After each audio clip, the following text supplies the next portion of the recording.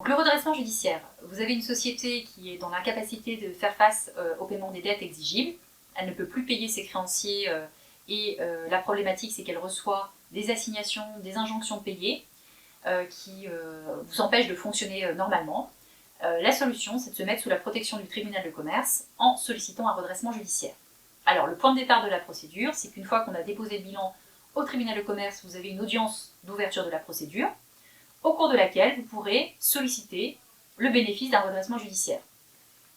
Alors, dans un premier temps, la société sera placée en observation.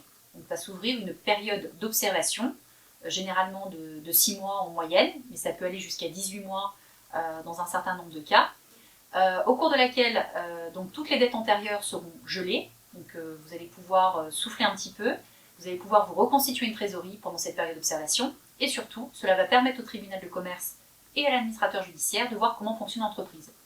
Est-ce qu'une fois qu'elle a payé toutes ses charges courantes, il lui reste suffisamment de bénéfices pour envisager de présenter un plan de continuation qui visera à apurer ce passif antérieur qui aura été gelé à l'ouverture de la procédure sur une période pouvant aller de 1 à 10 ans.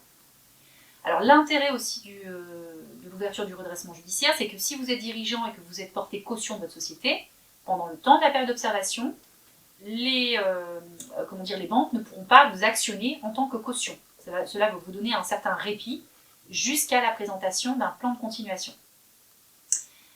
Donc il peut y avoir ce premier bénéfice qui est quand même intéressant.